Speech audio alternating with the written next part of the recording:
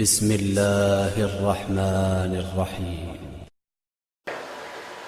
میں سوچتا رہوں خانہ کعبہ کو، میری عبادت مکمل نہیں ہوگی، یہ صورت ذہنی ہے۔ جی میں پکارتا رہوں کعبہ کعبہ، یہ صورت لفظی ہے۔ نہ عمرہ مکمل ہوگا نہ حج مکمل ہوگا، عبادت کا ثواب مجھے نہیں ملے گا۔ چوتھی تصویر ہے جو ہماری عبادت کو مکمل کروائے گی، اور وہ یہ کہ ہم مکے چلے جائیں اور خانہ کعبہ کی زیارت کریں، اسے لمس کریں، اس کے گرد طواف کریں، صورت حقیقی تک پہنچ جائیں، تب ہمیں عمرے کا بھی اور حج کا بھی ثواب نصیب ہوگا۔ لیکن یہیں قربان جائیں ہمارے وجود مولا کائنات کی عظمت پر۔ علی وہ ذات ہے کہ جس کے لیے چاروں تصویریں حقیقت رکھتی ہیں۔ یعنی اگر ہم نے لکھ دیا علی علی تو علی کا نام لکھنا عبادت ہے، ہم نے سوچا علی کا نام تو یہ عبادت ہے، بولے تب عبادت ہے، زیارت کر لی تب عبادت ہے۔ صلوات پڑھیں محمد و آل محمد۔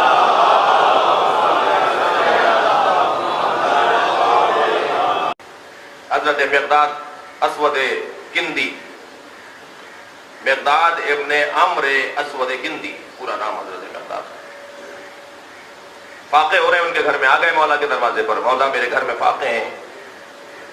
حضرت نے فرمایا سامنے ایک مٹی کا ڈھیلا پڑا ہے، وہ اٹھا کے لاؤ۔ وہ مٹی کا ڈھیلا اٹھا کر لائے۔ مدینۃ المعاجز میں اس واقعے کو لکھا گیا ہے۔ مٹی کا ڈھیلا ان کے ہاتھ میں تھا، مقداد سے مولا علی نے فرمایا اس پہ کہو یا علی، اس مٹی کے ڈھیلے پر کہو یا علی۔ مقداد نے یا علی کہا تو وہ سونے میں تبدیل ہو گیا۔ حضرت نے فرمایا مقداد لے جاؤ، اسے فروخت کرو بازار میں اور اپنے بچوں کے لیے کھانے پینے کا اہتمام کرو۔ تو مقداد نے وہاں پڑے ہوئے ایک سخت پتھر سے اسے ٹکڑے ٹکڑے کیا اور چھوٹا سا ٹکڑا سونے کا اٹھا کر جانے لگے، باقی وہیں چھوڑ دیا۔ مولا نے فرمایا مقداد یہ سونا چھوڑ کر جا رہے ہو؟ کہا مولا آج کے لیے کافی ہے۔ ایک چاہنے والے کا جذبہ کیا ہونا چاہیے؟ حضرت نے فرمایا لے جاؤ کل کے کام آئے گا۔ جملہ حضرت مقداد کا بڑا حسین ہے۔ مولا نے فرمایا لے جاؤ کل کے کام آئے گا۔ کہنے لگے مولا کل کی فکر وہ کرے جس کے پاس آپ جیسا مولا نہ ہو۔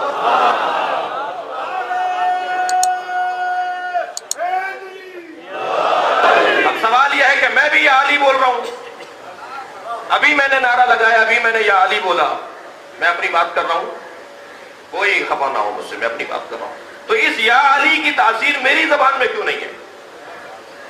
معلوم یہ ہوا کہ علی پکارنے سے میرے مسئلے حل ہوتے ہیں، مگر پکارنے والے کو بھی تقویٰ چاہیے۔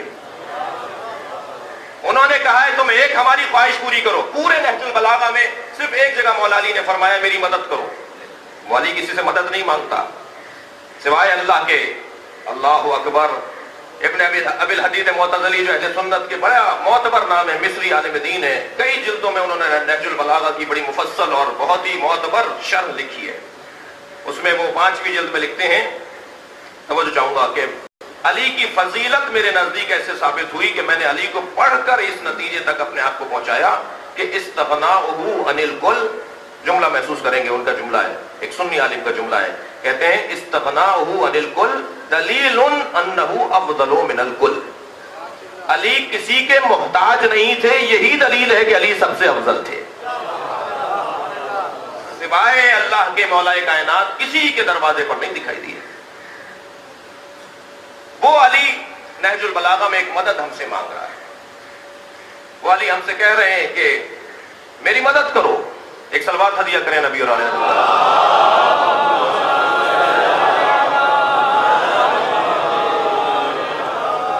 قرآن کی جو حقیقت ہے وہ کچھ اور ہے، اور قرآن کا ملفوظ اور منطوق کچھ اور ہے، اور منطوق اور ملفوظ اس درجے پر کمال رکھتا ہے کہ اس کو اگر صاحب تقویٰ پڑھے۔ کیا مولا مدد مانگ رہے ہیں؟ مولا کہہ رہے ہیں، مولا فرما رہے ہیں کہ تم میری ایک مدد کرو، اور وہ ہے تقویٰ۔ علی کے شیعہ صرف علی کی ایک مدد کریں۔